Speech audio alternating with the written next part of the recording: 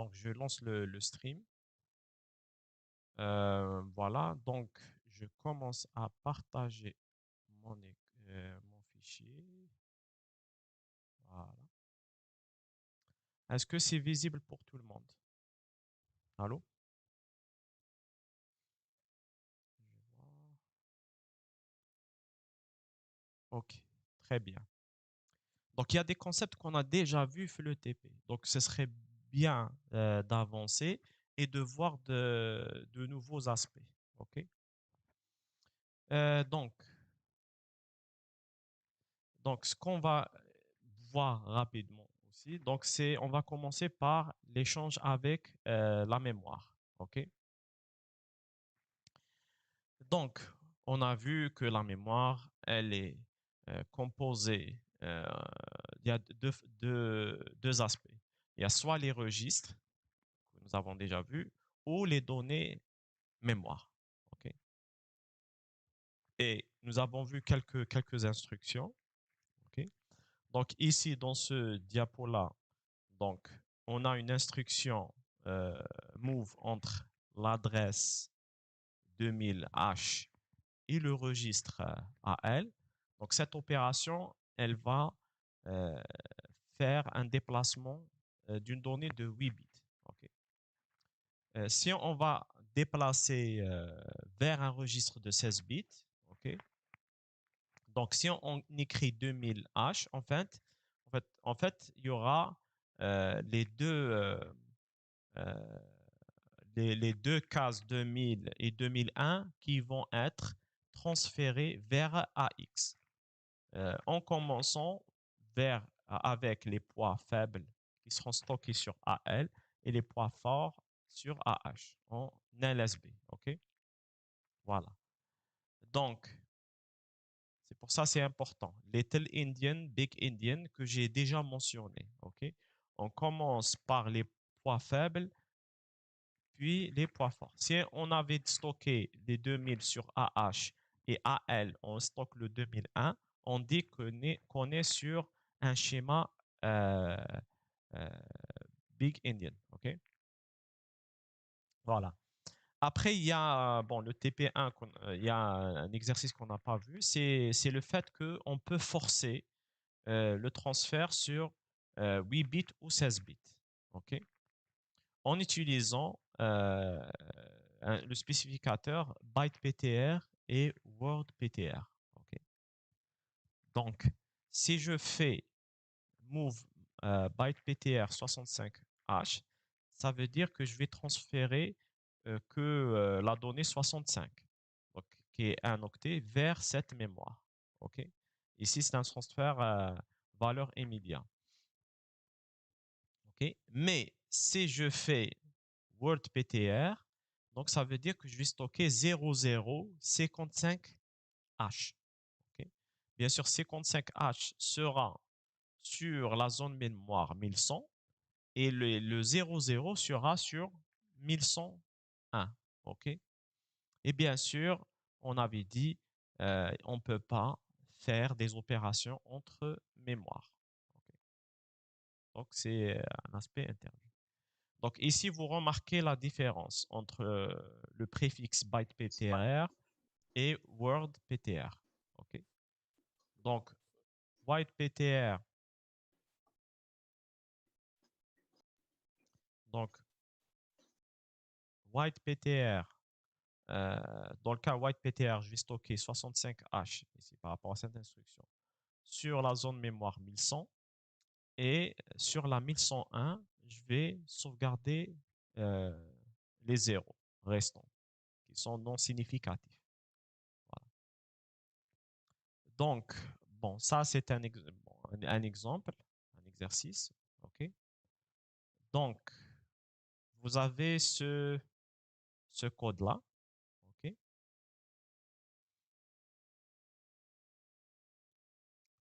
Donc,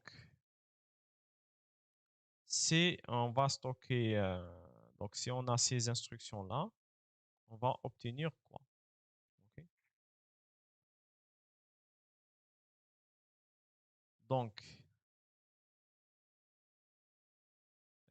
donc, il y a ces trois cas-là. Donc, ici, AL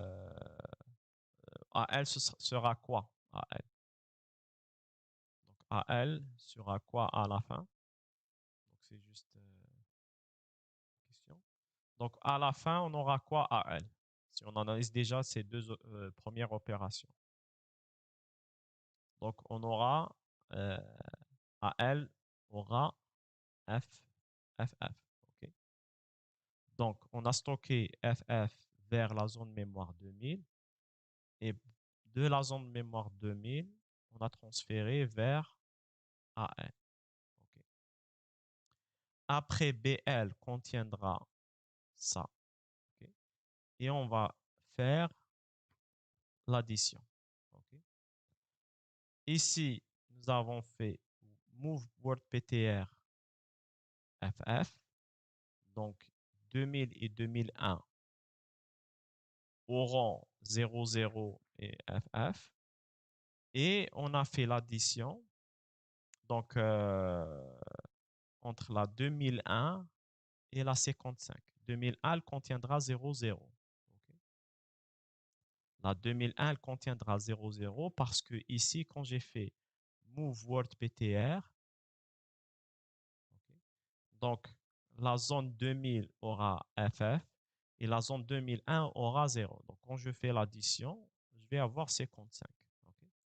Donc, la zone mémoire 2000, je vais avoir FF. Et la zone mémoire 2001, je vais avoir 55 parce qu'elle aura un 0. Okay? Voilà. Et bon, ça, c'est la même chose. Vous aurez donc 2000. OK? L'instruction, c'est dans quel sens? Ah, bien sûr, toujours. Ah, OK. Ça, je me suis trompé. Donc, ça, c'est dans ce sens-là, oui. Non, c'est dans ce sens-là. OK? Donc, je fais move FF vers cette adresse. OK? Ça, c'est un numéro. Donc, quand je fais ça, quand je reviens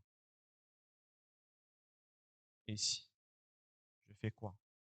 Je vais faire 65H vers cette adresse-là. Okay? Donc, toujours, la destination, c'est la première. Que ce soit pour l'addition, la soustraction ou pour le euh, mouvement de données. OK? Donc, je fais ça vers ça. Donc, ici, FFH, elle sera déplacée vers cette adresse. Après, cette adresse-là, elle sera déplacée vers AN. OK?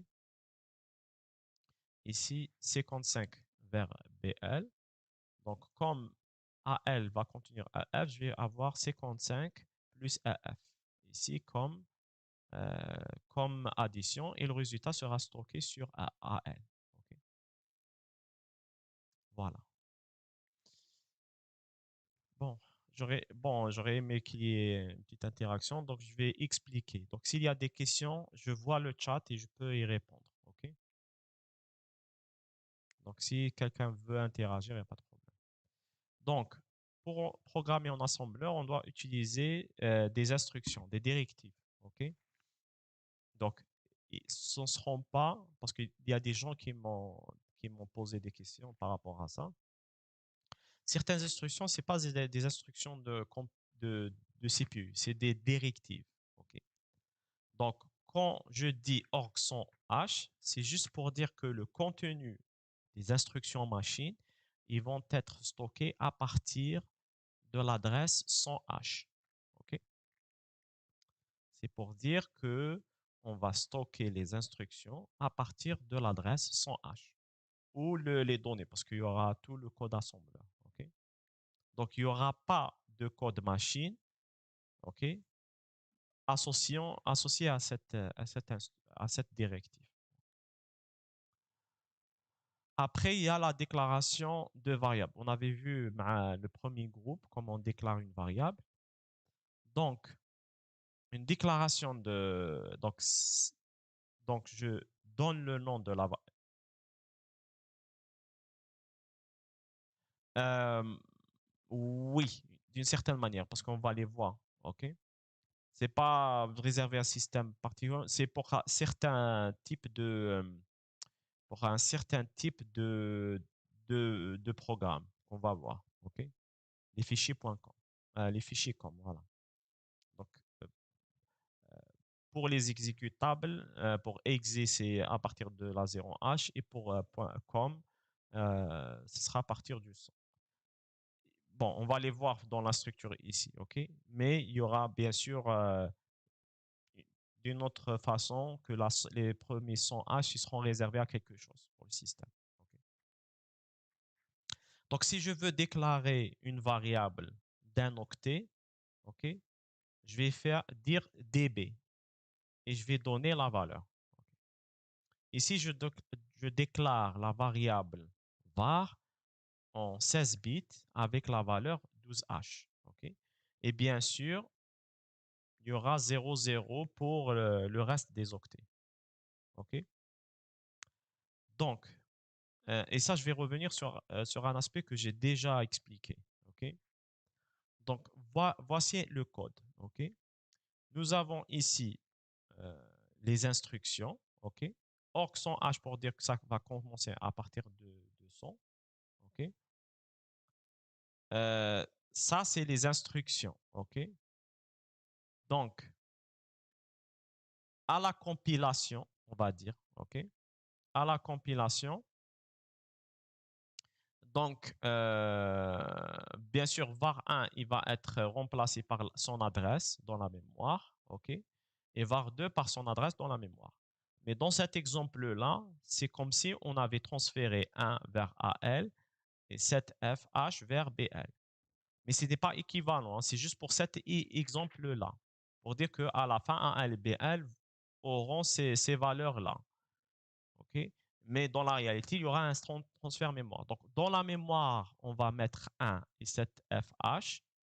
Et à l'exécution de cette instruction, comme cette valeur n'a pas changé, elle est restée statique, donc on va faire ce transfert-là. OK? Voilà, donc on avait parlé de ça. Donc, pour chaque instruction, il y aura l'équivalent en code machine. Okay? Et bien sûr, cette instruction-là, move à elle une adresse, elle va prendre 3 octets. Hein. Le code de l'instruction, okay? Le code et l'adresse mémoire équivalent. Okay? Voilà. Donc ça, pour chaque instruction, on aura le code équivalent dans la mémoire. OK? Donc, on avait parlé de ça, OK? Que chaque instruction, elle aura son code instruction, OK? Maintenant, qu'est-ce qui se passe quand on déclare une variable, OK? Qu'est-ce qu'on se passe quand on déclare des variables? Si vous remarquez bien, donc la dernière instruction, c'est celle-là, c'est la alt, OK? Et donc, alt, c'est F4, comme on voit ici, c'est F4, OK? Après le F4, après le alt, nous avons quoi? C'est les déclarations avec comme valeur par défaut 1 et 7FH. Donc, dans la mémoire, il y aura ces valeurs-là. Donc, il y a ça, c'est le alt, ça, c'est la première variable et ça, c'est la deuxième. OK? Et là, on a les instructions de déplacement de la mémoire. La première, on a dit move AL var 1. OK? Var 1, elle sera dans cette zone mémoire. OK? Donc, elle est dans cette zone mémoire. Bien sûr, on voit toujours la valeur relative, pas la valeur, pas l'adresse physique. OK? Donc, l'adresse logique, c'est 100A. 100A. Puisque le org, c'est 100, 100, 101, 102, jusqu'à 100A. OK? Donc, l'instruction machine, elle sera move AL, virgule, entre crochets, 100 A. Donc, en déclarant les variables, l'assembleur il va calculer le décalage dans la mémoire pour arriver à ces variables. OK? Donc, c'est la 101 et la 100B. OK? Et ici, on a un setf. OK? Donc, ça, c'est le code d'instruction du premier move. Au début, c'est var1. OK? On ne sait pas c'est quoi l'adresse de la variable. Après, on réserve pour move BL zone mémoire. Et ça, c'est leur code machine. Après, c'est l'addition. Après, c'est le alt. Et après le alt, on a les variables. Donc, il sait, l'assembleur, le compilateur, que c'est ces adresses-là. Et donc, il va mettre ces valeurs-là. Donc, var1, il sera remplacé par l'adresse équivalente. OK? Voilà. Si on veut déclarer des tableaux, OK, on fait des virgules. OK? Donc, tab db 0, 1, 2, 3. OK? Et on utilise une syntaxe qui ressemble au C. OK? Pour accéder à chaque élément. OK? Et bien sûr, un tableau que j'ai déjà expliqué, c'est une zone mémoire contiguë. Donc, on aura l'enchaînement de ces valeurs dans la mémoire. 52, 22, 55 jusqu'à AF. Et bien sûr, quand je fais tab 0 et tab 1, donc la tab 0, elle va être cette adresse. Okay? Et tab 1 sera cette adresse-là. Okay? Etc. Donc, il va calculer automatiquement, on sait à partir de l'adresse de début, automatiquement le décalage qu'il faut pour chaque élément du tableau. Okay? On fait les additions et voilà.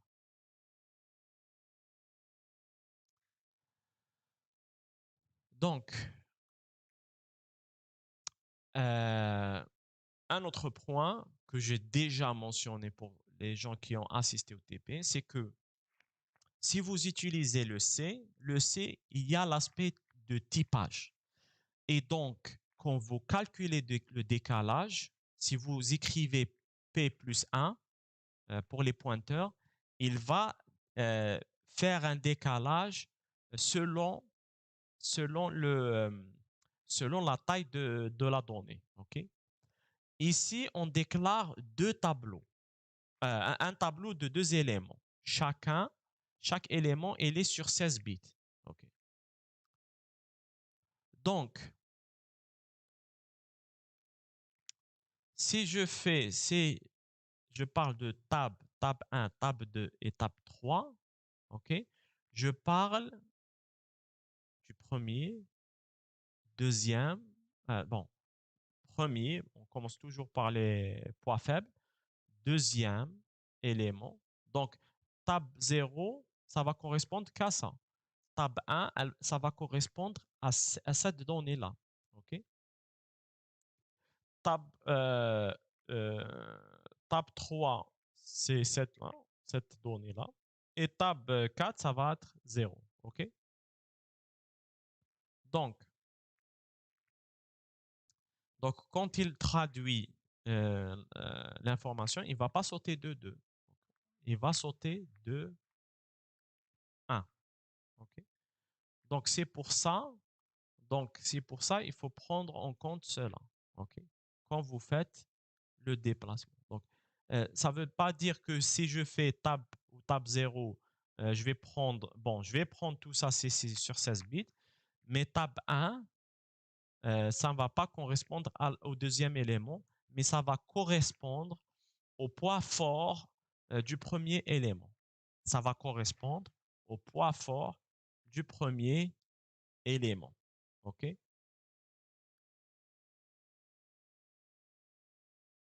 Ce ne sera pas tout. Ce sera donc 255, ça va correspondre à un octet.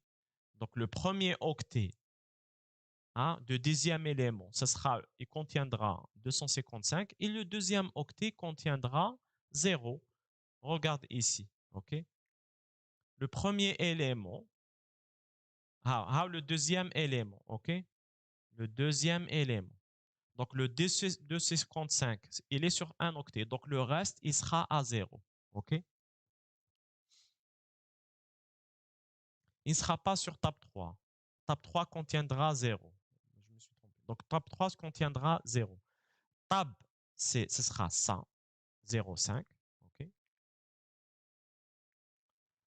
Tab 1. Ah non, il n'est pas en hexadécimal. Hein. Bien. Il n'est pas en hexadécimal. Donc 255, c'est FFH. Donc tab 1, ça sera ça. OK. Là. Tab 2, ça sera ça. OK. Et tab 3, ça sera les zéros. OK. Donc comment on met les valeurs. OK. Donc toujours, je répète, là où on déclare les variables, il y aura les données. OK. Ah, il y a une personne qui essaie de joindre. OK. Voilà.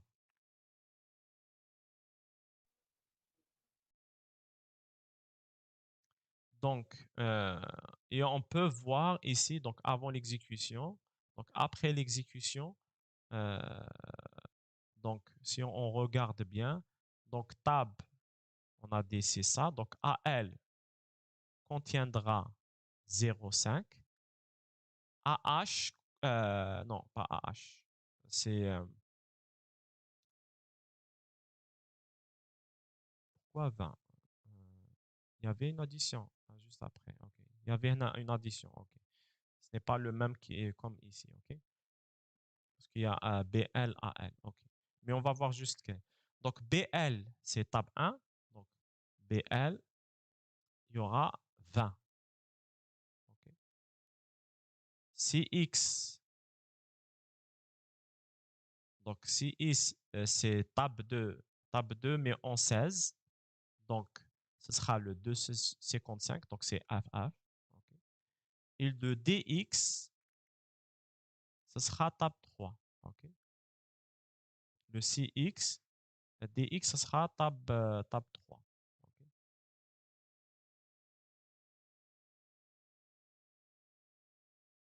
Ici, c'est C3. OK. En regardant les valeurs ici. Hein. OK. Donc, il y a les valeurs qui sont stockées. Il y a le C3 ici, parce qu'il y a le alt après. OK. Le alt, son code, c'est C3. On avait vu ici.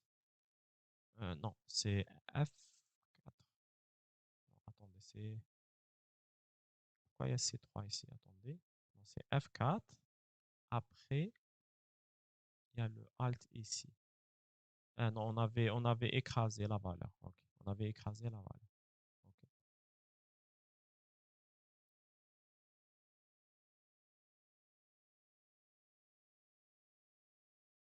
100, 0,5, 20, F0, il y a ici le C3.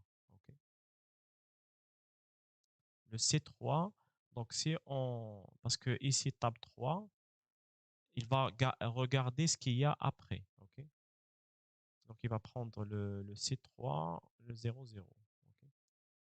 Donc je n'ai pas compris hein, pourquoi elle a fait les manipulations. C'est juste pour illustrer les valeurs. OK. Bon, après F4, oui. C'est F4. DX, c'est juste pourquoi DX c'est C3. Bon, ici dans la mémoire, après les manipulations, c'est C3. OK? Bon, il y a des additions qui ont été faites. Donc, C3, pourquoi C3, elle est là, c'est tout. Ça, c'est ce qui me paraît un peu bizarre. Parce que ça, c'est en high. Ah, OK, il va prendre ces deux-là, oui, oui, c'est vrai. Donc, quand on stocke celle-là, il y aura le 0 et ce qui vient après. Dans notre cas, c'est le C3. OK? Donc, le DX, il va contenir le deuxième, le poids fort du deuxième tableau, qui est A0, plus ici le C3. Le C3. OK? Voilà. Le C3. OK? Donc, je répète. Donc, pour les deux, c'est clair. Pour Hado, c'est clair. OK? Bon, il y a d'autres instructions qui ne sont pas visible. Mais voilà, donc premier élément, c'est celui-là. Donc, ce sera tab 0 et tab 1. Ça, c'est tab 0 et tab 1. OK?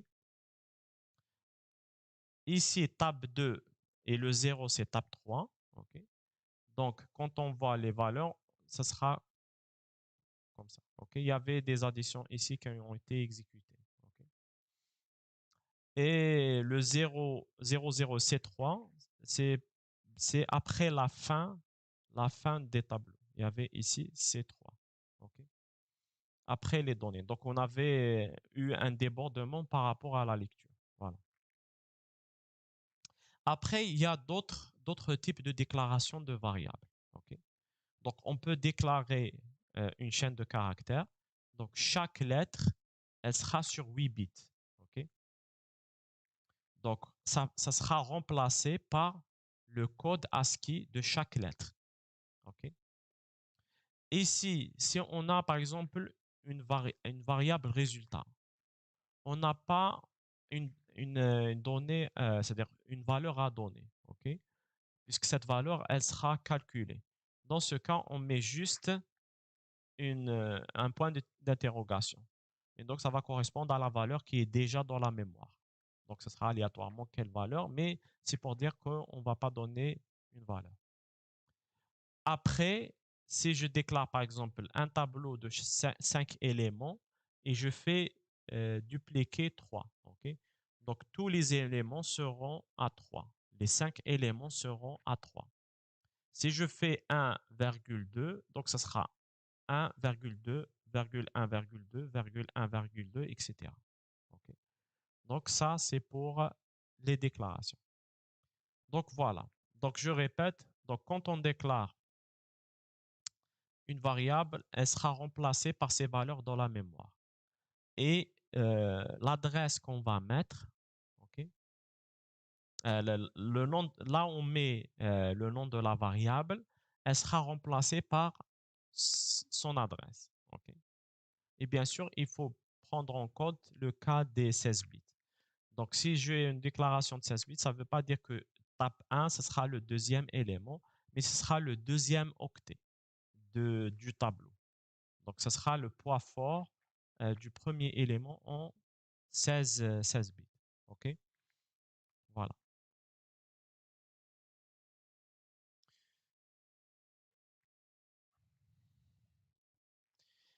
Voilà. Donc, ça, c'est tout ce qui est échange de mémoire et déclaration des variables. Donc, deuxième partie qu'on va voir, c'est d'autres types d'instructions. OK? La première, c'est instruction Léa. OK? Donc, Léa, qu'est-ce qu'on veut faire? C'est qu'on stocke l'adresse de la variable. Ici, quand on fait un move, OK? On stocke la valeur euh, qui est dans va1 dans AL. Okay. Mais LA, on stocke l'adresse. Okay. Donc ici, si je fais entre crochets BX après, ça veut dire que je pointe sur var A. OK? Donc var 1, ce sera l'adresse 0107H. OK?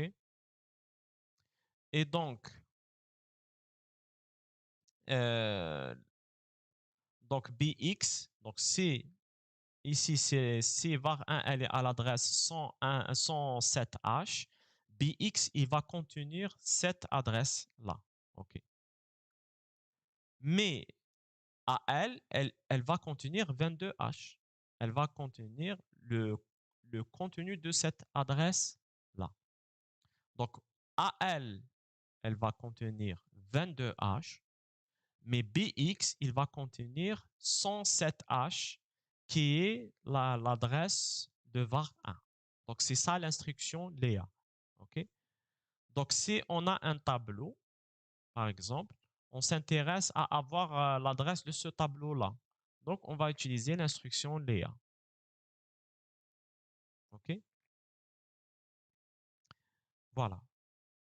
Donc, euh, donc BX, quand on a fait Léa, donc ici, move, donc la première instruction, move AL entre crochets 107H. Donc, j'ai transféré ce 22 au registre AL. Mais la deuxième instruction, on transfère l'adresse 107H dans BX. Okay?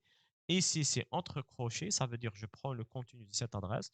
Ici, sans crochet, donc c'est l'équivalent de L et A. Okay? Voilà. Donc BX, il va contenir 107 et AL 22. L'instruction loop. L'instruction loop. Donc, on avait vu pour les gens, le premier groupe du TP, on avait vu les boucles. Okay? Loop, c'est une instruction qui permet de faire des boucles avec une indice. Okay? Donc, généralement, quand vous faites des boucles, vous faites for i égale à 0, i inférieur à 5 par exemple, okay? Et vous faites i++. Ici, non. Ici, on fait l'inverse.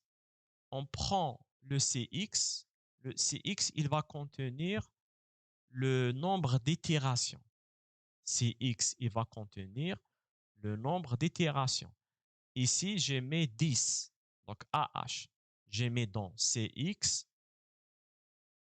Je mets dans CX. Je mets AH qui veut dire 10. Donc, j'ai 10 itérations. Okay? Chaque fois que j'exécute la boucle, je vérifie si x il est égal à 0. Okay? Donc, je décrémente Cx et je fais un jump, un saut vers boucle.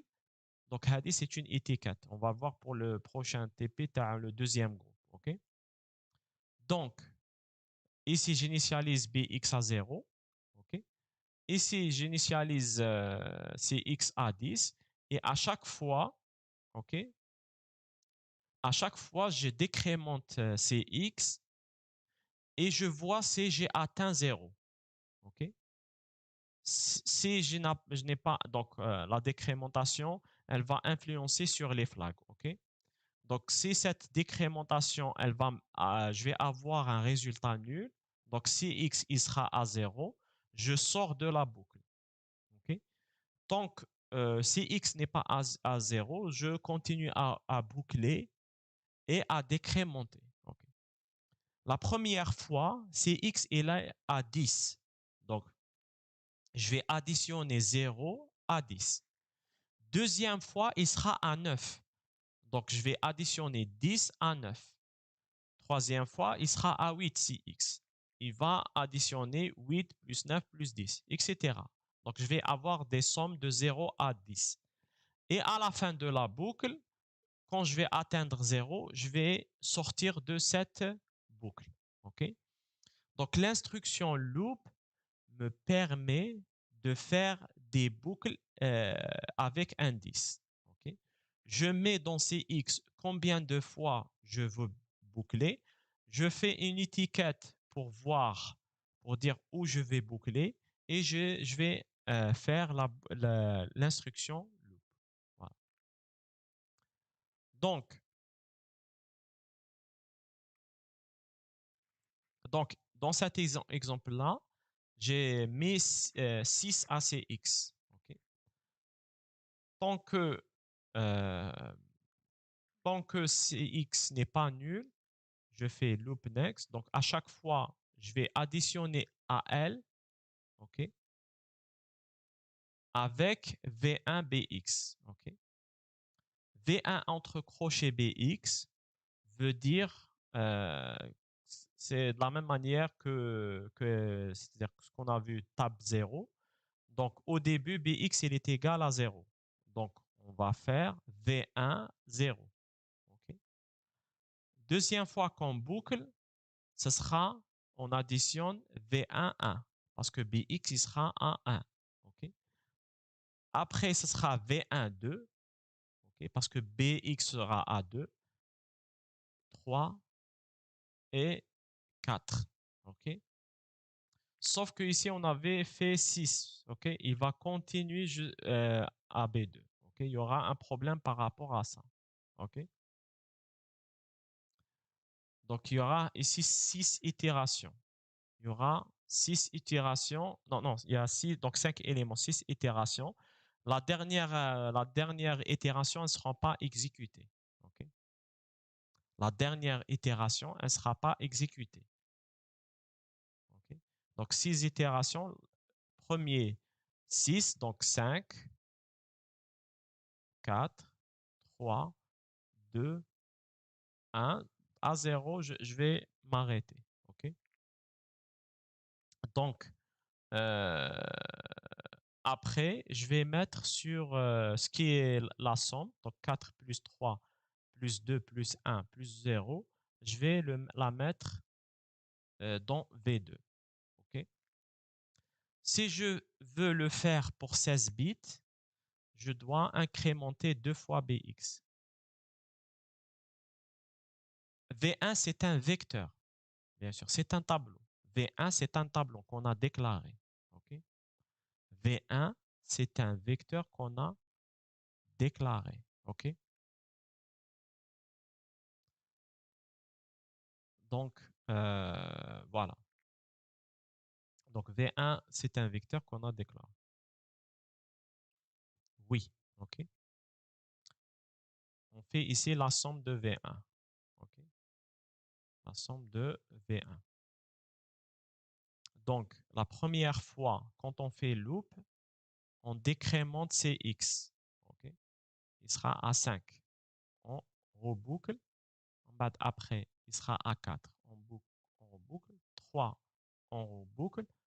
2, on boucle. 1, on boucle. 0, on arrête. OK? 0, on arrête, on sort de la boucle et donc combien de fois on fait la boucle? Donc une fois, quand c'est 6, après pour 5, 2 fois, pour 4, 3 fois, pour 3, 4 fois, pour 1, une fois, après quand on diminue, bon, attendez. Donc première fois, Cx il est à 6, OK? Deuxième fois, il sera à 5. Troisième fois, il sera à 4. Quatrième fois, il sera à 3. Okay.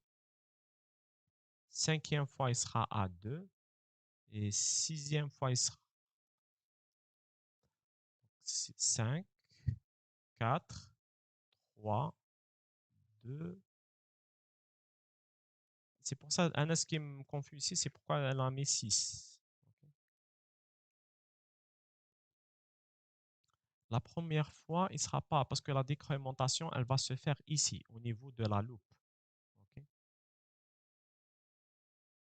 Donc, quand on va entrer, il sera à 6. Okay. Ça va décrémenter et puis reboucler. Ça se peut qu'il y ait une erreur. Hein. Je vais vérifier. Hein. Parce que ici, elle a écrit 5 comme code d'instruction, mais ici, elle a mis 6. Sachant que c'est ma diapo de Madame Mitoumi. Peut-être c'est 5. Hein. Je vais vérifier. Parce que ici, quand elle a mis le code d'instruction, elle a mis à 5. Donc, normalement, ici, à 5. Okay. On va recompter. Normal. La première fois qu'on a exécuté, donc si X il est à 6. Okay. Bon, on suppose qu'il est à 5 ici. Hein? 5 itérations. 5. Donc, ici, il va entrer en 5. Première itération.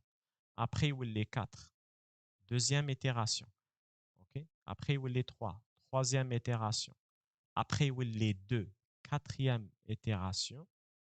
Okay? Après, il est 1. Cinquième itération. Qui est 0, on sort. Donc, normalement, ça, c'est à 5. Okay? Revérifie. Parce qu'on a besoin de 5 itérations parce qu'on a 5 éléments. Okay. Donc, on va dicter le nombre d'itérations qu'on veut faire. Ici, c'est le code d'instruction pour 5. Okay. Ici, c'est écrit 5 itérations. Voilà. Voilà. Déjà, c'est écrit 5. Okay. C'est une erreur de sa part. Ça, c'est des confusions. Donc, je ne peux pas changer le diapo. Donc, je me base sur sa documentation. Donc, ces 5 itérations. OK? Il y aura ces éléments. Bien, on calcule le décalage. OK? On calcule le décalage. OK? Donc, loop, c'est très facile. Vous mettez combien d'itérations vous voulez faire. Vous mettez ici l'étiquette du début de la boucle et vous mettez loop là où vous voulez que ça boucle. Okay? Après, il y a loop NE et loop E. Ces deux instructions, ils vont faire une comparaison, OK, en plus, OK, pour voir est-ce que euh,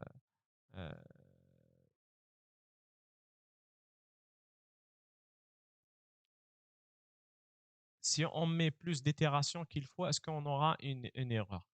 En fait, vous allez tomber sur une adresse et parce que après V1, pour ce cas-là, après V1, on tombe sur V2.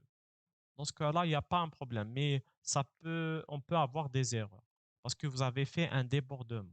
Donc, si vous faites 6, la dernière itération, elle va tomber sur V2 parce que V2, il vient juste après. Dans cet exemple-là, il n'y aura pas de problème. OK? Mais dans d'autres cas, ça peut causer des problèmes. OK? C'est une erreur de programmation. Si vous faites du C, etc., ou aussi, ça aura un débordement. OK? OK? Donc, euh,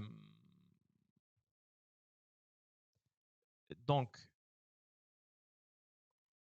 il y a aussi loop NE ou loop E. OK? Donc, ils vont rajouter des conditions en plus. Loop NE et loop E.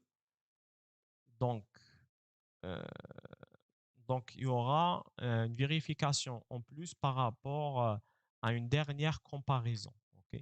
Est-ce que la dernière comparaison, elle était nulle ou non? OK? Donc, on vérifie le CX, mais aussi on vérifie euh, si la dernière vérification condition était nulle ou non. Donc, je vous laisse chercher ça par rapport à ces deux instructions qu'on va les utiliser pour le prochain TP, exercice 3 et 4 de l'énoncé de TP. Okay. Après, je vous ai dit que les flags, on va les utiliser pour les jumps conditionnés. OK? Donc, si je veux vérifier que A est supérieur à B, OK? Ça veut dire quoi? Ça veut dire que je fais A moins B. Ça veut dire que je fais A moins B et je vérifie les flags. OK? Donc, si on utilise les soustractions et d'autres opérations, ils ont toujours des résultats. Donc, si je fais ici sub AB, ça veut dire que je fais une soustraction A moins B. Et le résultat sera stocké sur A. Mais si je veux juste faire des comparaisons et laisser les flags et mettre les flags, dans ce cas, j'utilise que CMP. OK? Donc, les sauts conditionnés, donc on utilise comment? On fait généralement une comparaison. Il y a même les autres opérations y vont. Donc, on fait une comparaison et après, on vérifie les flags. OK? Donc, selon le type de condition, donc ici, GE et GNE ou GZ et GNZ, on vérifie si le dernier résultat était nul. OK? Donc, si je fais CMP, par exemple, AL0, OK? Si le résultat est nul, je fais le saut. OK? Si le résultat n'est pas nul, je ne fais pas le saut. C'est dans le cas de GZ. GNZ, c'est l'inverse. Si le résultat n'est pas nul, OK, je fais le saut. S'il est nul, je ne fais pas le saut. Et comment il le sait? Il vérifie le ZF. OK? Il vérifie le zéro flag. Okay? C'est comme ça qu'on fait les if, les while, etc. Les conditions des if et des while. Donc, si vous avez dans un programme C if A est supérieur à B, ok, on fait quoi? On fait CMP AB. CMP AB en supposant que B et A, on les a mis dans un registre. Okay. Et après, on fait des jumps GZ ou GNZ. On fait des jumps conditionnés selon le résultat qu'on veut. Okay. Le reste, je vais vous expliquer le TP prochaine séance que j'ai fait normalement bien pour le premier groupe. Donc, il y a d'autres types de jump, ok? Que ce soit pour le cas signé ou non signé, ok? Ça, c'est pour le cas non signé. Donc, je fais un jump GA, CA est supérieur à B, ok? GAE, c'est A est supérieur ou égal à B. GB ou GNAE ou GCC, le résultat est inférieur à A est inférieur à B. Ou aussi ici, c'est A est inférieur ou égal à B. Okay? Dans le TP, je vous explique pourquoi on vérifie ces flags précisément. Okay? Donc, on suppose pour ces opérations-là, vous avez fait avant CMP AB. Okay? Donc, vous faites CMP AB, après vous faites un jump conditionné vers telle ou telle étiquette. Okay? Et ici, on vérifie les opérations, les conditions A supérieur ou égal à B, A inférieur à B ou A inférieur ou égal à B. Okay? Bon, ce qu'on n'a pas dit, il y a GNE ou GO pour vérifier s'il y a un débordement. Donc, voilà. Donc, si la comparaison elle a, fait elle a généré un débordement et si le résultat est négatif ou non. Des GS ou GNS. OK? Si le résultat est inférieur à 0 ou pas. Ou égal à 0. Cette comparaison. Okay?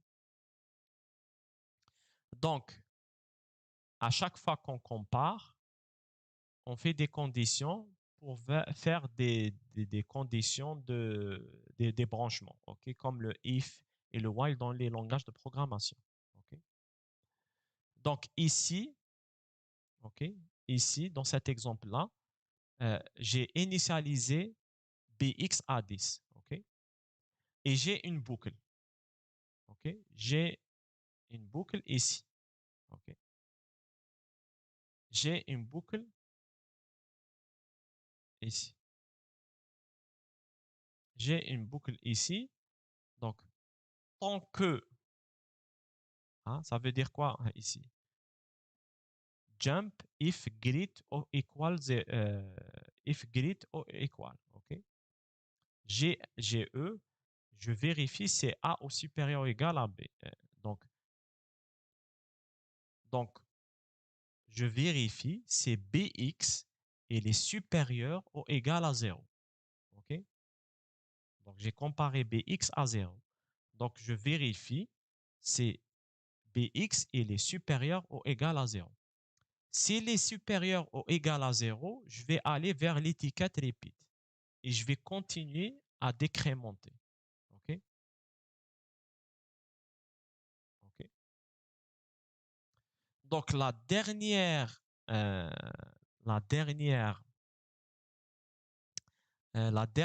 itération, ici, on est dans le cas signé. On est dans le cas signé. Donc, la dernière itération, j'aurai 0 moins 1. Je vais décrémenter 0, je vais décrémenter 1 à 0.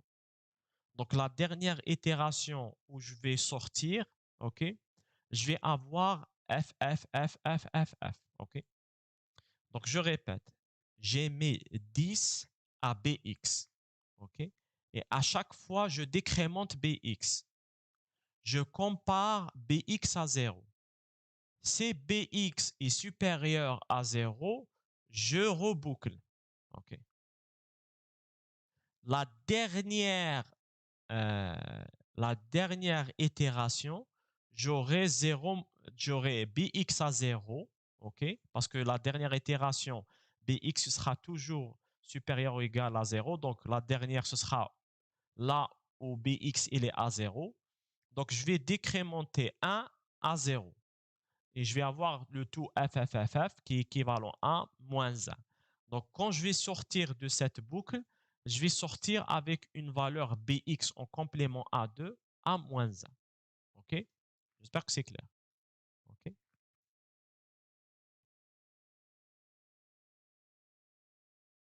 OK? Ici, ils sont signés. Hein, parce qu'elle a utilisé GE. OK? Ici, c'est l'inverse. OK? Je compare si. OK, je vais répéter. Okay. Quand je vois GGE, OK? GGE, ça veut dire que A est supérieur ou égal à B. OK? Donc, je mets 10 dans BX. Je vais commencer à décrémenter BX. Donc, au début, BX icône à 10. Après, la première fois, icône à 9. Donc, je compare 9 à 0. Donc, 9 est supérieur à 0. Je répète. Supérieur ou égal à 0. Donc, je répète. Okay. Deuxième fois. OK.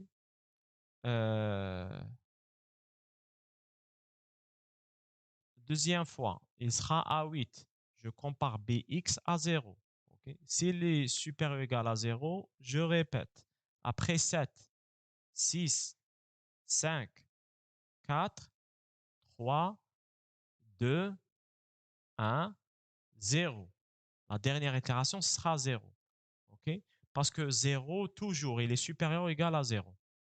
Quand je vais avoir 0, quand je vais décrémenter BX, donc je vais avoir F, F, F, F, F, F, le tout F. OK? Le tout F. En complément à 2, ça veut dire que c'est moins 1. En complément à 2, ça veut dire que c'est moins 1. OK?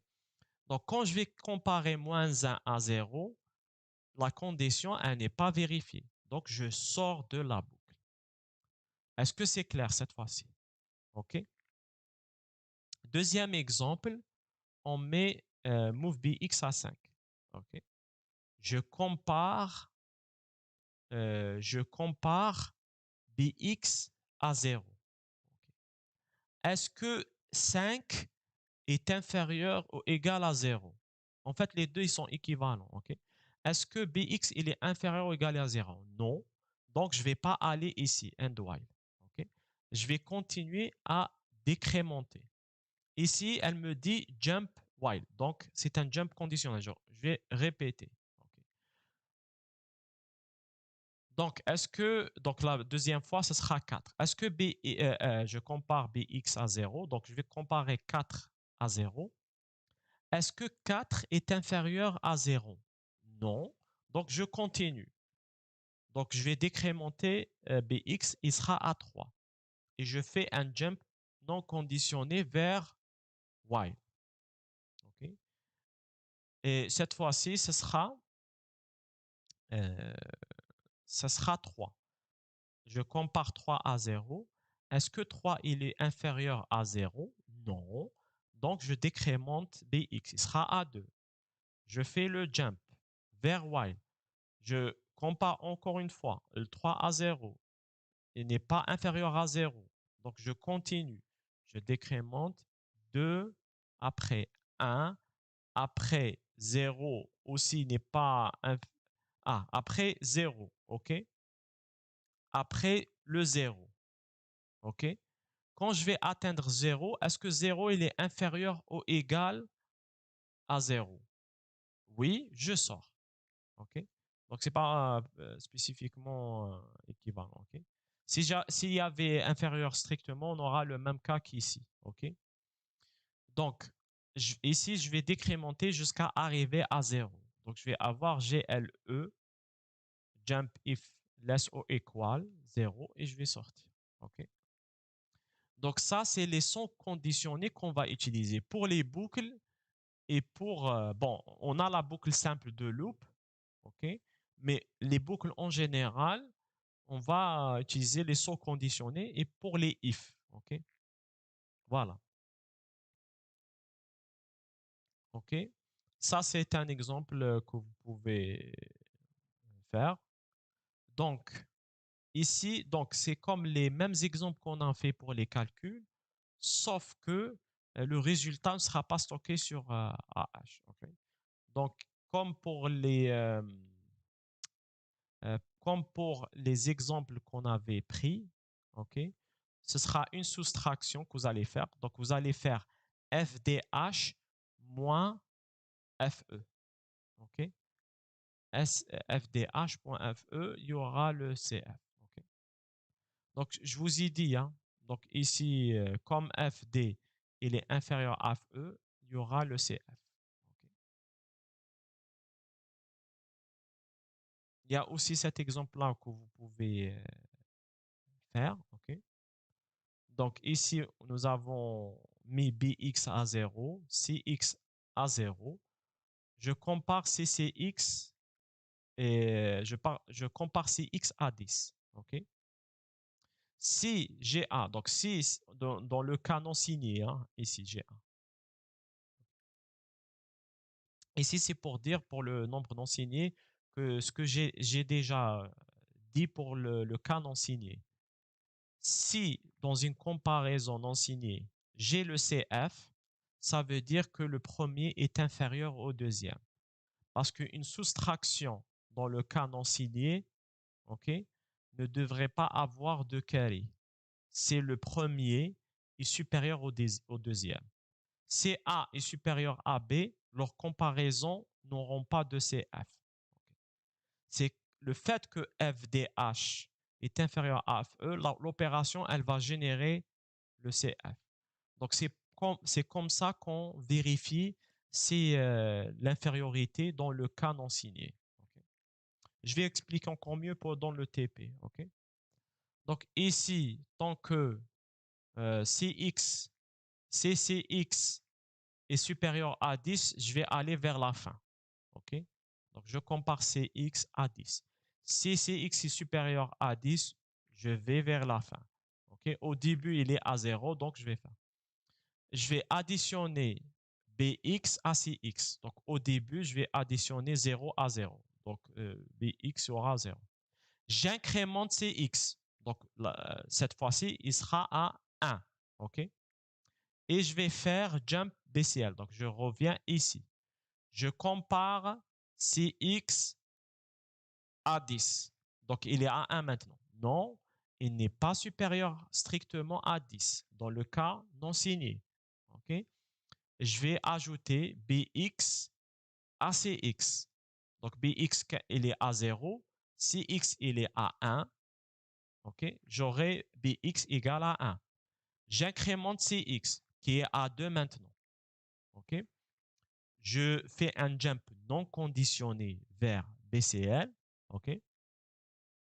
Je compare CX, qui est maintenant 2, à 10. Ah, il n'est pas supérieur à 10. OK? Je ne vais pas aller vers fin. OK? Et je vais sommer 2 avec 1. OK? Deuxième boucle, je vais sommer 3 avec 2 et avec 1. Donc, à chaque fois, je vais incrémenter. OK? L'avant-dernière boucle, je vais avoir CX à 10. OK? Donc, dernière itération. Donc, à chaque fois, j'ajoute 0. Et si j'ajoute à BX, hein, je vais ajouter 0, 1, 2, 3, 4, jusqu'à arriver à 10. OK? Jusqu'à arriver à 10. Donc, l'avant-dernière itération, donc 10, je vais avoir CX à 10 et 10. Donc, il est toujours supérieur à 10. OK? Je vais rajouter 10 à BX qui contient maintenant 0 plus 1 plus 2 plus 3 jusqu'à 9. OK? Après, j'incrémente CX. Ça va avoir 11. OK? Je fais un jump non conditionné vers BCL. Donc, dans ce cas-là, j'ai CX qui est égal à 11 et j'ai 10. Donc, dans ce cas-là, dans le cas non signé, j'ai Cx supérieur à 10. OK? Donc, je vais aller vers fin. OK? C'est clair? Donc, le fait que Cx est supérieur à 10, je sors. Donc, ça, c'est une condition dans le cas non signé. Donc, on suppose que Cx, c'est un nombre non signé.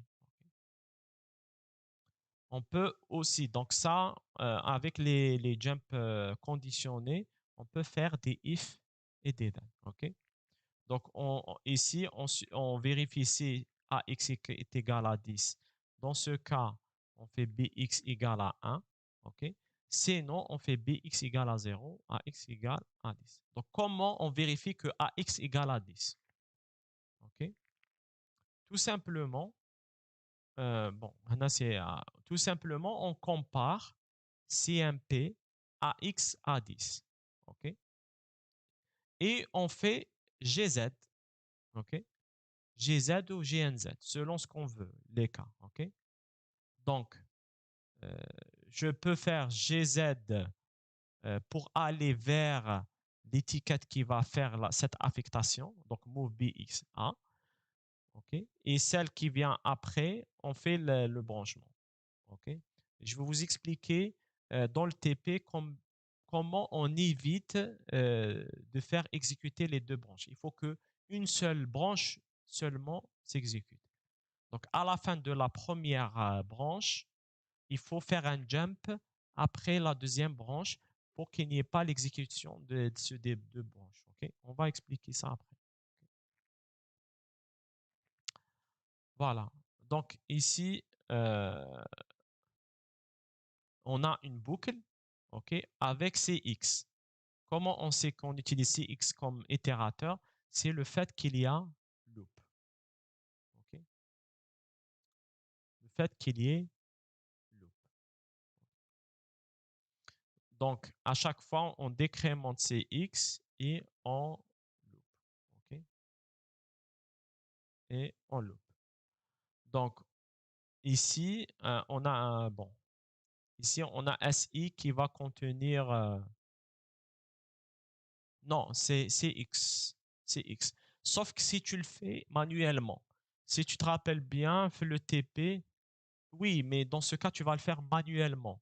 Dans le TP2, on avait utilisé BX. OK?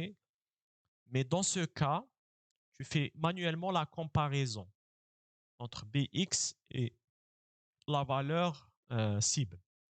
Si tu te rappelles bien, on avait vérifié si BX il est égal à 309. Donc, si c'est égal à 309, on fait, tant que ce n'est pas égal à 309, on boucle. OK? OK? Donc, ici, euh, donc ici, c'est bon. Il y a une boucle ici. Hein. Je vais essayer de vous expliquer rapidement ce qu'elle fait. Donc, on a une boucle. OK? À chaque fois, on reboucle ici. On incrémente SI. SI, elle utilise une adresse, OK, qui commence à FF. OK? Je compare, l'adresse SI avec 10. OK? Donc, au début, on incrémente SI. Donc, on sera à 100 H. OK? La première fois qu'on entre dans la boucle, SI sera à 100 H. OK?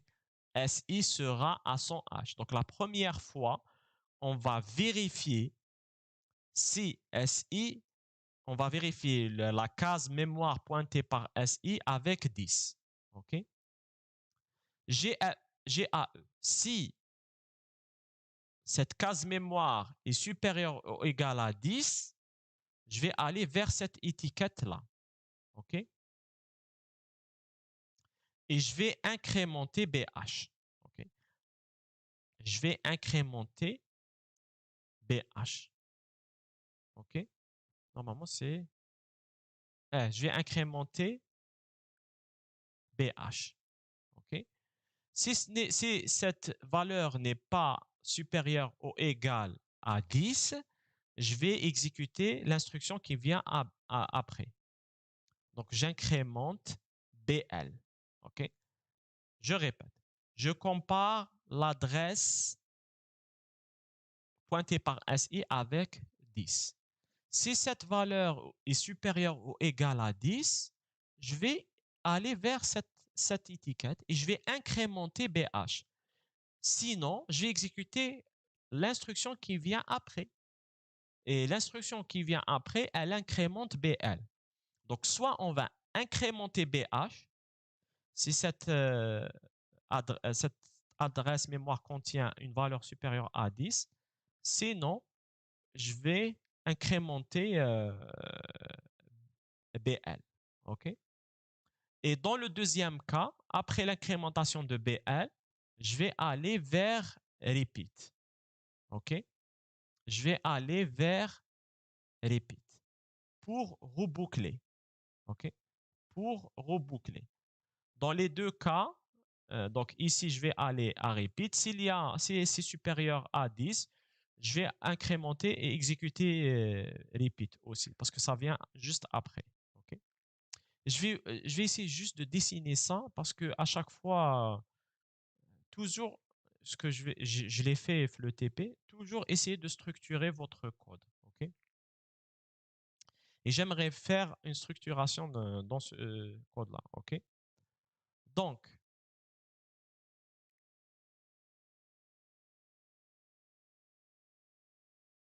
donc, il y a la boucle. OK? Ici, BCL. BCL. OK? C'est l'étiquette BCL. OK? C'est le début de l'étiquette BCL. OK? Après, nous avons l'étiquette moyenne. OK? L'étiquette moyenne et l'étiquette repeat. OK? L'étiquette repeat. OK? Vous voyez le tableau. OK? L'étiquette repeat.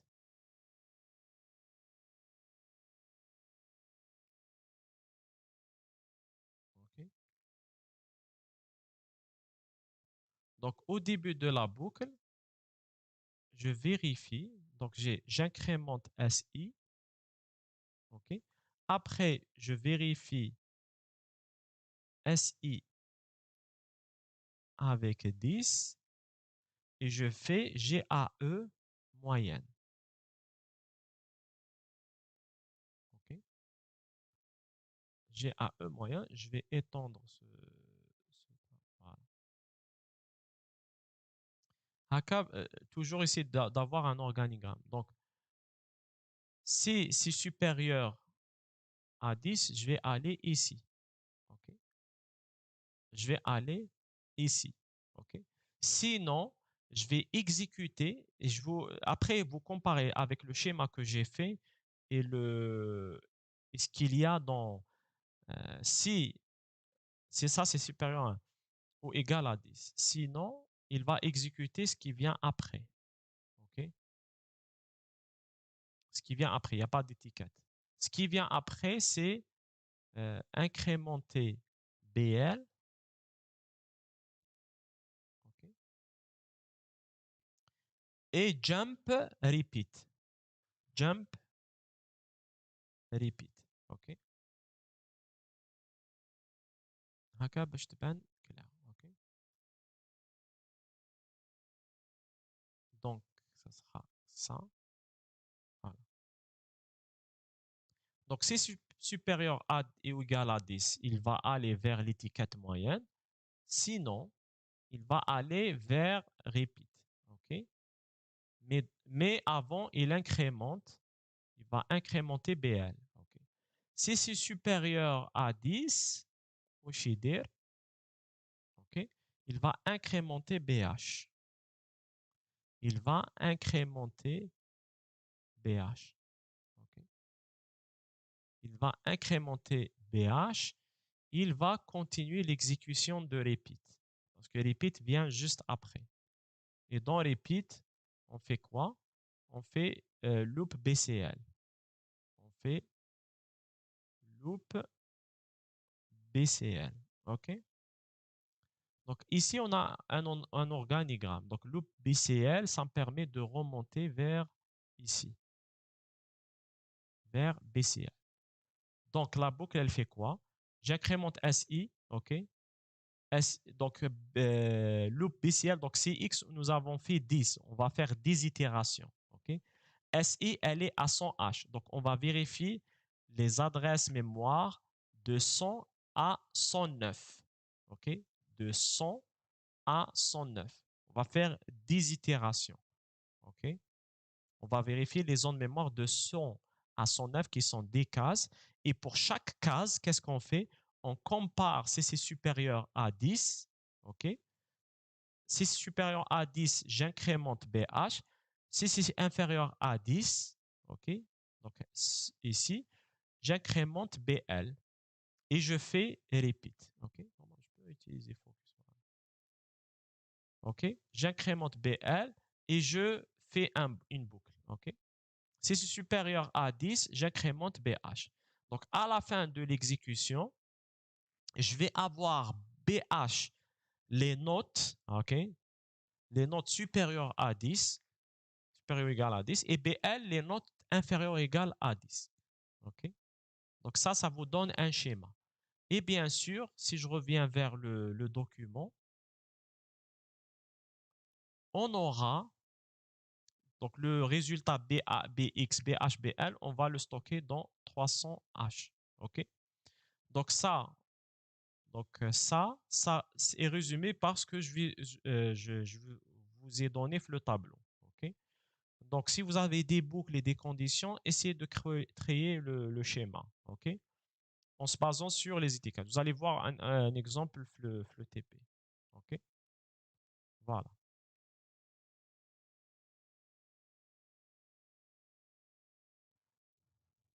OK? Donc ça, c'est un autre exercice si vous voulez le faire et vérifier si vous avez des questions par rapport à ça. OK? Donc, je répète, ici, la comparaison, généralement, on va utiliser la comparaison, OK? Et faire un jump conditionné selon, donc, comme pour cet exemple, c'est dans le cas non signé. OK? Donc, il y a un autre PDF qui contient tout un tableau, qui contient ce tableau-là que je vous ai envoyé, le TP. OK? Je vous ai envoyé un tableau récapitulant ces conditions-là. Dans le TP, je vais vous expliquer pourquoi on utilise principalement ces flags-là pour vérifier ces conditions. OK? Voilà. Donc, il y a loop et vérifier loop E et loop NE. Bon, ça c'est pour vérifier l'égalité, la non-égalité en plus.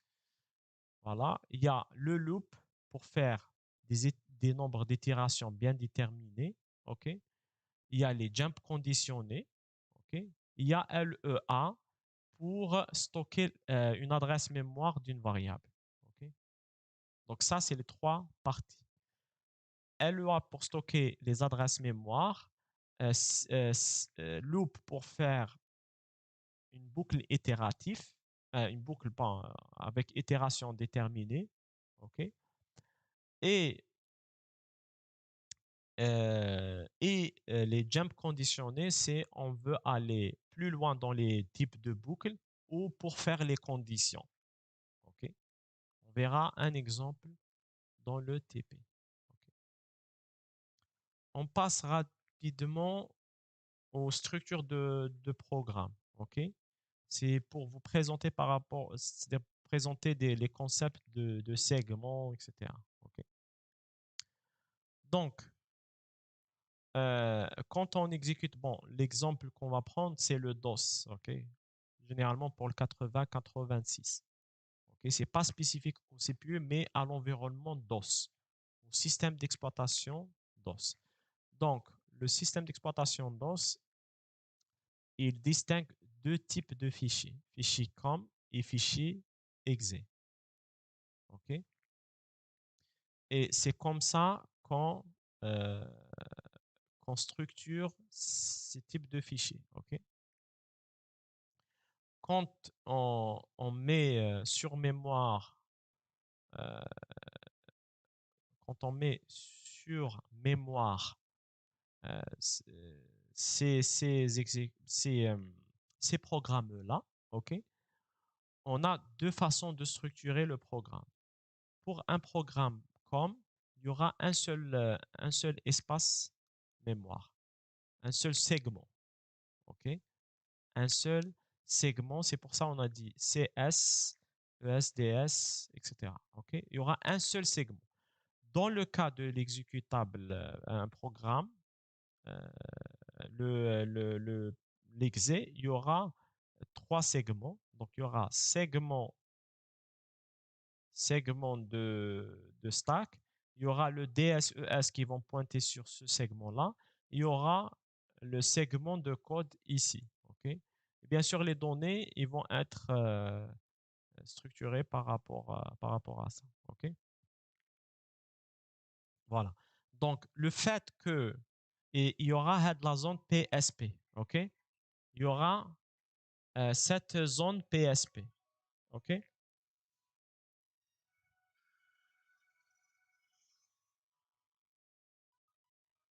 Donc, cette zone PSP qui va contenir le PSP, c'est une zone mémoire au début du bloc mémoire réservé au programme. Okay? Il va contenir des informations au sujet du programme. Vous n'allez pas manipuler le PSP, okay? Mais vous allez vous concentrer sur vos segments. Okay? Mais il y a des précautions à faire. Okay? Donc, il y a quelqu'un qui m'a posé une question tout à l'heure. Pourquoi son H? Donc, avant le son H, il m'a dit que c'est pour le système. Et effectivement, la zone PSP est une zone de son H. OK? Si vous faites votre programme exe, OK, vous déclarez le segment de code et on va prendre en compte la zone PSP. OK? Mais si vous faites un fichier COM, tous les segments ils seront confondus. Dans ce cas-là, impérativement, OK, vous faites org sans H pour que le programme commence à partir de la zone sans H. OK? Et on va déclarer tous les segments comme un seul segment. Segment de code, segment de pile, segment, etc., d'extension, etc. OK? Donc, dans le fichier .com, il y aura un seul segment. Et impérativement, on va mettre le début à partir de 100H pour que le début de la zone mémoire relative entre 0 et 100 sera réservé à ce PSP, okay, qui contiendra des informations relatives à l'état du programme. Okay? Donc, le PSP, il va faire partie de ce segment qui est de 64, donc 256 octets. Okay? 200, c'est voilà. Bon, 100 H, c'est vous faites le calcul par rapport à le nombre. OK? Donc, la zone PSP, elle va faire partie de votre programme, de votre segment. OK? Et donc, vous devez laisser la place par rapport à ça. OK? Donc, quand vous déclarez un seul segment et vous dites voilà, tous les segments, ils vont être un seul segment code. OK? Et donc, ça, c'est le début du segment code. OK? Et la fin. Donc, il y aura le segment code, il va contenir même la déclaration de variables. Et bien sûr, au début, vous sautez les déclarations pour que l'exécution commence ici. Elle ne commence pas à partir des variables. Et comme je l'ai dit, si vous ne faites pas ce jump, il va commencer à exécuter les données comme des instructions. Donc, vous faites un jump. OK? Donc, voilà. Donc, Ici, on assume que tous les segments ils vont être un seul segment. Donc, c'est le code segment ici. OK. Voilà. Et dans le cas exe, OK, chaque partie, elle est séparée. OK? Et bien sûr, l'offset 0h du segment de code sera utilisé pour le code. OK? Mais ici, il n'y a pas de problème parce que le code segment, il peut être complètement séparé de la zone qui contient le PSP. OK? Et donc, vous allez déclarer les trois segments. OK? Data segment, vous allez mettre vos données. Le, le code segment sera contiendra l'exécution. Segment stack contiendra la pile. OK, on va la remplir par 256 données non déterminées. Il aura l'extra segment qui est un segment généralement on utilise pour les chaînes de caractères, un segment en plus. OK, data segment. Et bien sûr, il y aura le code segment. OK, ici. Et bien sûr, on assume que chaque segment est séparé. CS contiendra le code, data, le ES contiendra l'extra et SS, ce sera le. OK, là c'est stack, c'est pas pile. OK. Elle a écrit en français, c'est stack, SS, stack. Là, ah non, c'est le nom du segment qu'elle a assez. Donc elle a nommé pile ici. Bon, elle a nommé le segment comme pile. Donc, on déclare que pile, c'est le segment de pile. Okay? Que extra, c'est segment ES. Donc, on va mettre cette valeur-là, on va utiliser cette valeur-là dans l'extra segment. Ici, data segment. Donc, on avait déclaré ici le segment data. Okay? On va mettre des S et le segment de code. Okay? Et ici, on va mettre notre code là. Okay? Donc ici, c'est le code segment où il y a le programme et les autres segments pour tout ce qui est données, etc. Donc il y a une séparation de ces segments-là. Okay? Dans le cas exe. Donc dans l'émulateur, vous avez ces deux types de templates. Okay? Dans le cas où vous avez un seul segment confondu, et ce sera comme. Et dans ce cas, vous devez commencer à 100H pour le code. Sinon, vous déclarez chaque segment séparément. Okay? Comme ici. Okay? Bien sûr, dans le segment code, vous spécifiez quel segment il correspond à quel type. Donc, on avait ici CSSEG. OK? Ce sera le code segment. Le data segment, c'est celui-là, on va dire assume que le data segment, c'est DSEG et que le stack segment, le segment de pi, ce sera ASEG. OK? Et ce sera comme ça dans votre code. Vous allez faire une séparation des segments. OK? Les données seront à part dans un segment, la pile à part et le code à part. OK? Et vous pouvez tester ça sur votre émulateur. OK?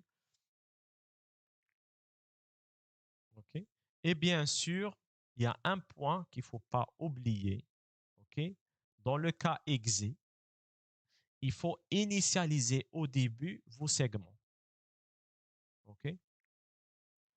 Move AX data, ça c'est data, et vous faites move DS AX. C'est pour ça que le TP1, on ne peut pas mettre directement la valeur. Donc, dans ce cas, on fait move AX data, move DS AX, après move AX extra, move ES AX, et move AX pile, OK?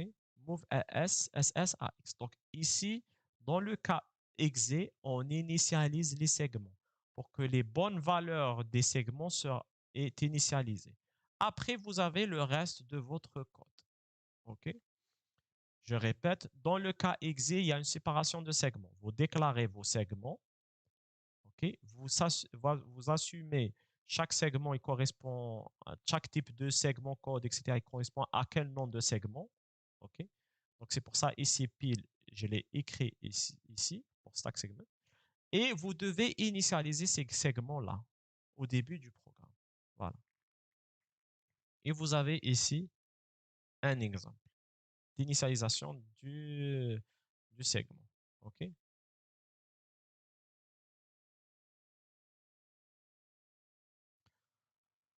OK. Donc ici, bon, on a dit qu'il y a une disposition par défaut. OK? Par défaut, l'émulateur et MASM, qui est un assembleur, tant qu'on ne dépasse pas les 60 kilo-octets, il y a une disposition par défaut. OK? C'est quand on dépasse les 64 kilo-octets qu'il force une séparation entre les segments. OK? Donc, même si vous le faites, à la fin, il y aura des valeurs par défaut. OK? Donc, il y a une disposition par défaut. OK?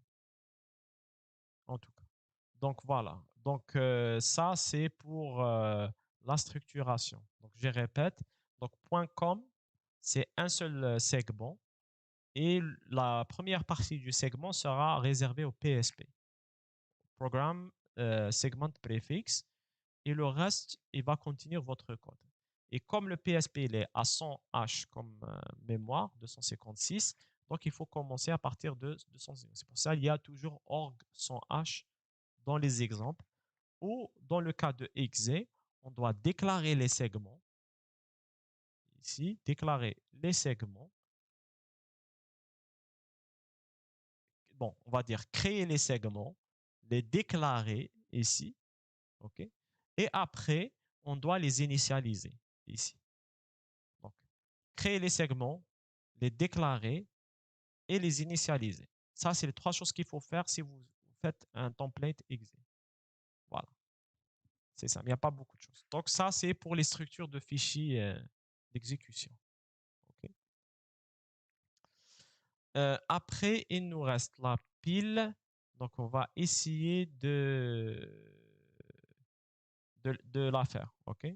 Donc, nous avons 20 minutes. Donc, j'essaie d'avancer rapidement pour que vous voyez le plus de choses. On aura le TD le temps de voir de plus près. Donc, pour l'instant, on n'avait pas touché. Donc, on avait touché les boucles, les jumps conditionnés. Donc, on va les voir TP bien. Et après TD, on va se concentrer sur ces aspects-là. Donc, je préfère vous donner les notions. Après, dans le TDTP, on va les voir de plus près. OK? Oui, ce n'est pas le même type de pile. OK? Et puis, c'est une structure. OK? C'est une structure. Mais les piles que vous utilisez dans l'algo, ce n'est pas la pile que vous utilisez dans c'est-à-dire le processeur. OK? J'avais illustré ça. OK? Pourquoi on utilise les piles? C'est pour une raison très simple. OK? Je vais supprimer cet exemple-là. C'est l'exemple, tu as les appels de fonctions, qui est un aspect important. Okay? Et j'avais dit une fois, okay? Parfois, on a besoin de faire des appels de fonctions. Okay? Donc, on suppose ça, c'est le programme principal, ça, c'est la première fonction, et ça, c'est la deuxième fonction. Donc, P pour programme, F1, c'est la première fonction, OK? Et deuxième, c'est la deuxième fonction, OK? Et on a besoin, dans le cas des fonctions, de revenir là où on a commencé. OK? Donc, à la fin de l'exécution de la première fonction, on a besoin de revenir ici. Ici, on a besoin de revenir ici. Exécuter ici. Donc, on a besoin d'avoir des adresses de retour. OK? Et on va empiler ces adresses de retour pour qu'on puisse revenir dans l'ordre. Et on va utiliser le IP. OK? IP du programme principal. OK? L'IP du F1 ici. OK? Donc, quand on arrive ici, on empile le pointeur d'instruction de cette zone mémoire. Et quand on exécute F2, on garde l'IP, le pointeur d'instruction de F1. Là, on s'est arrêté. Et de cette façon-là, quand on fait un retour, on va retourner dans cette zone. Bien sûr, on va enlever ça quand on va revenir.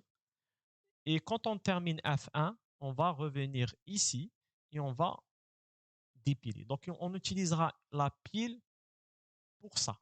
C'est pour les appels de fonctions. OK? Ce n'est pas une pile en tant que structure de données. OK? Donc, je vais essayer de commencer.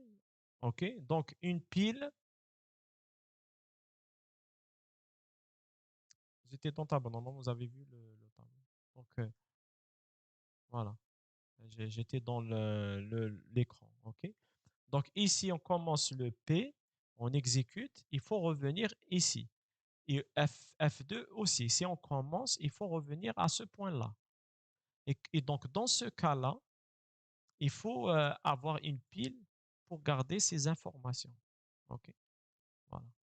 Donc, si je répète, si on revient sur le document.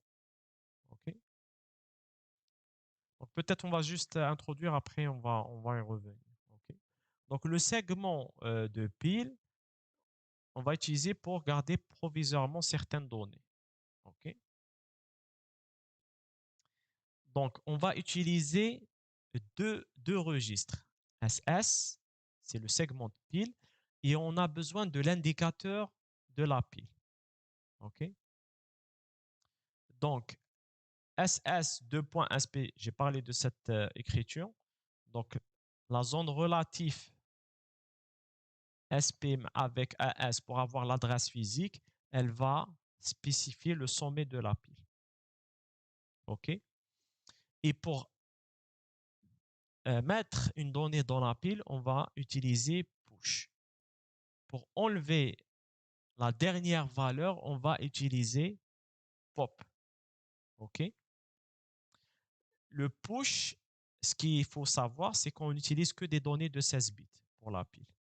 Soit on empile une donnée 16 bits, soit on dépile une donnée de 16 bits. C'est pour une raison très simple. C'est que, comme j'ai dit, on l'utilise plus pour les fonctions. Ce sera pour les adresses mémoire, généralement. Même si on peut les utiliser pour d'autres types de valeurs, mais principalement pour les adresses mémoire. OK?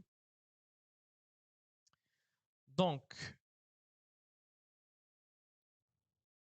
on ne peut pas, ici c'est interdit, on ne peut pas avoir une donnée de 8 bits. OK? Ça, c'est interdit. OK? Donc, ici, j'ai fait un push de 2 données. À chaque fois, donc ce qu'il faut garder à l'esprit, c'est qu'à chaque fois qu'on push, on diminue SP. Et à chaque fois qu'on pop, on l'incrémente. OK? On va l'incrémenter. OK? Donc, ça, c'est une illustration. OK? Donc, ici, il y a push AX et pop AX. Donc, le segment, il est ici. Donc, SP, il est ici. Si AX contient 55, 66, quand je fais le push, je vais pusher, je vais décrémenter. OK? Il était à 510, le SP. Donc, je vais décrémenter de 2. OK? SP, ce sera AE. OK? Ça, c'est 500E, 500F. C'est l'adresse physique. OK? Donc, le fait que AS et les SS est 50 et le SP il est 10, donc l'adresse physique, elle est 510. OK? OK, tu as levé la main. Tu veux parler? Quelqu'un veut parler, je pense. Oui, monsieur, السلام عليكم. Certes, là. monsieur نسقسيك برك انت قلت لنا في لابيل كاين ريفيرونس بارابور لوش يزيد الاس بي ولا ينقص Eh, à référence de quoi? Par rapport à la والله tête. لا باز Oui, هذه هي ال SP. SP, elle est à 10. OK, ou le segment, bien sûr, لازم le segment. OK, donc SP هي la tête تاعنا, elle est à 10. OK, كي نزيد une donnée, OK, هنايا زدت AX, on a toujours 16 bits. Donc Z في ال 500F Z 55 وفي 500E Z 66. OK, et donc le SP نقص يولي E حتى يلحق زيرو. كي يلحق زيرو سي بون, تعمرت لابيل. كي نعاود ندير بوب معناتها نحط في الا اكس. كي ندير بوب ا اكس معناتها نحط في الا اكس واش كان كاين في لابيل. دونك كان كاين في لابيل 55 66. اوكي, دونك نعاود نحط ونعاود نانكريمونتي. فوالا, donc quand on empile on décrémente, quand on dépile on incrémente. Ok, voilà. Et c'est la même chose. Donc, c'est on empile, on décrémente et on dépile, on incrémente. OK? Push AX, pop AX. OK? Donc, là, je vous demande de le faire. On va juste pour préparer. Ça, c'est pour avancer un peu pour les piles. Donc, ici, faites le schéma comme celui-là. OK? Vous aurez déjà des exercices dans l'examen où vous devez schématiser la pile. OK? Donc, on va pousser AX en premier. En bas, on va faire BX jusqu'au-dessous. OK? En bas, quand on va popper, c'est bien ce qu'on fait ici. OK? Anna, je vais vous dessiner par rapport à ce programme-là. Ça prend 10 minutes, donc on va essayer d'en profiter maximum. Donc, le programme, il vous dit je push BX. OK? Je push BX. Après, je push AX. OK? وهنا عندي AX, la valeur اللي كانت في AX. وهنا BX. OK? Quand j'ai fait le pop, OK? Quand je non, on a pushé AX, معليش نشوفوها dans ce sens-là. OK? J'ai pushé AX, après j'ai pushé BX. OK? Quand on a fait le pop, on a fait pop AX. OK? On va donner pop BX. OK? Donc, on a pushé BX, on a pushé AX plus BX, OK? Mais aussi, quand on a popé, on avait popé AX, BX. OK? Dans ce cas où on a inversé les valeurs entre AX et BX. OK? Donc, on avait pushé AX, après on a pushé BX dans la pile. Et quand on a fait le dépilement, on avait dépilé la dernière valeur qui était BX dans AX. OK? Donc, on prend les valeurs, hein, c'est juste pour schématiser. Et on avait après dépilé dans BX. Et donc, dans ce programme-là, on est en train d'inverser les valeurs. Donc, vous pouvez essayer et voir. OK? Donc, on avait ici 1234 et 5678. Donc, quand on a dépilé, le dernier, ce sera dans AX et après, ce sera dans BX. Donc, le programme, il est en train d'inverser les valeurs. OK? Donc, à l'exécution, donc ici, j'avais AX 1234 et ici BX 7678. Quand j'ai pushé AX, OK, j'ai pushé 1234. Ça, c'est l'état de la pile qu'on retrouve dans l'émulateur. Et après, j'ai pushé BX. OK? J'ai pushé cette valeur-là et après cette valeur-là. Ça, après, j'ai pushé ça. Et ma tête de pile, elle sera ici. OK? Quand j'ai dépilé, OK? Quand j'ai dépilé ça dans AX. OK? Et j'ai dépilé ça dans BX. Donc, j'ai dépilé ça dans AX et ça dans BX. Donc, le résultat, c'est que AX, elle va contenir 5678 qui était dans la tête et BX, elle va contenir 1234. Alors qu'au début du programme, c'était l'inverse. Donc, ce programme-là, il inverse les valeurs entre les deux registres. Okay? Donc, normalement, c'est compréhensible. Okay? Donc, on avait pushé AX, BX et on a dépilé AX, BX. Okay? Donc, la pile fait juste deux opérations. Empiler les valeurs et dépiler. OK? Et donc, le dernier qu'on a empilé, c'est le premier qu'on va dépiler. Ce sera en LIFO. Last in, first out. OK? Last in, first out. Okay. Donc ça, c'est on manipule des données, on empile des données. Mais principalement, les piles, ils seront utilisés pour les fonctions, pour les appels de fonctions. Donc, et les appels de fonctions, il y aura deux instructions. Il y aura call et ret. OK? Le call, si j'ai ici ma fonction, donc dans l'assembleur qui a l'étiquette calcul, et ici le ret, donc qu'est-ce qu'on fait? Quand on fait call calcul, on va aller ici. OK?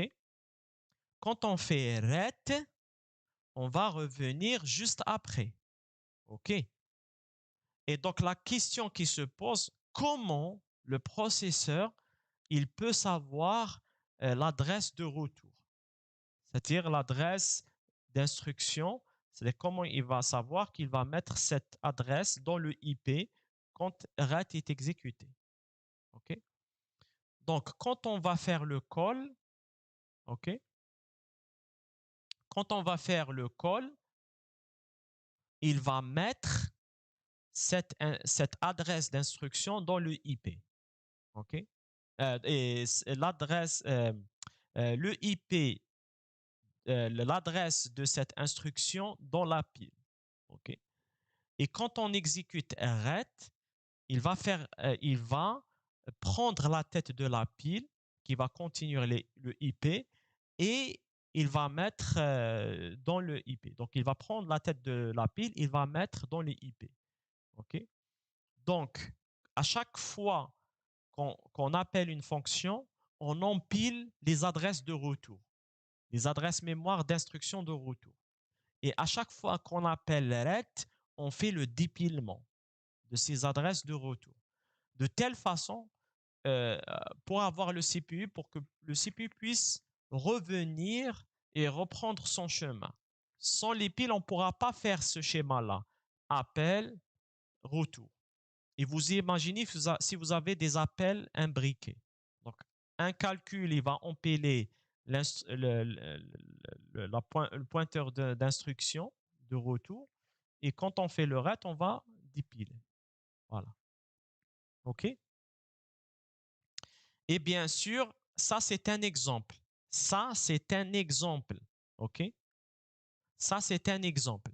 Si on regarde l'exemple très bien, l'adresse de retour, c'est-à-dire l'adresse de move BX25, c'est 106. OK? Donc, quand il fait le ret, لازم يرجع للmove. Donc, c'est pour ça, dans la pile, on a empilé 106H. OK?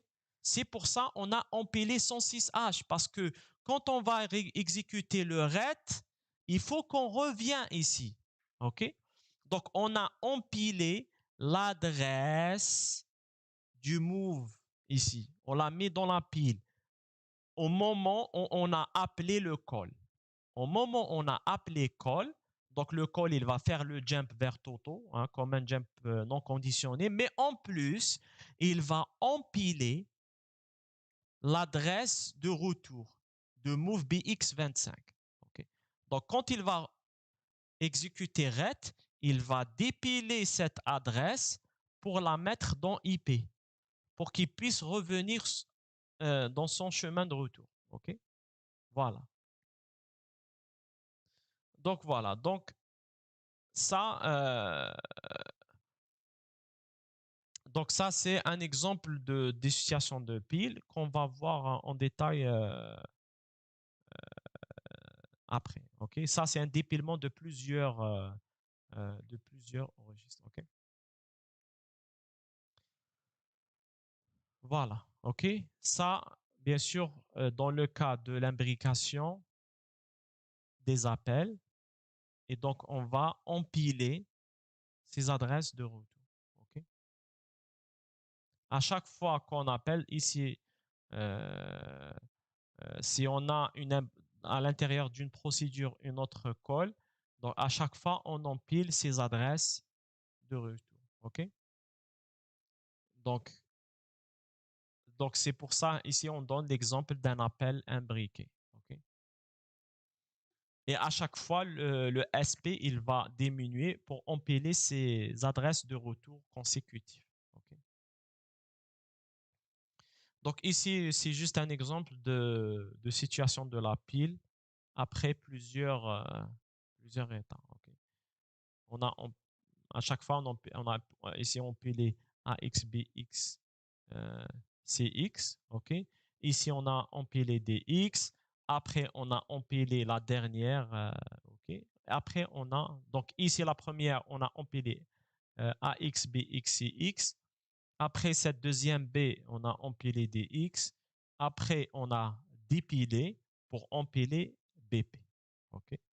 Donc, il n'y a pas grand-chose. Donc, dans la pile, donc, je ne vais pas tarder et on va voir après dans le TD en détail. Donc, dans la pile, donc, ce que vous devez garder, c'est le SP, comment il fonctionne. Il décrémente pendant le empilement et il décrémente pendant le dépilement. Il faut savoir que le call et ret, OK, ils, ils, ils agissent sur la pile. Okay. À chaque fois que j'appelle une fonction, j'empile l'adresse de retour de l'instruction qui vient après.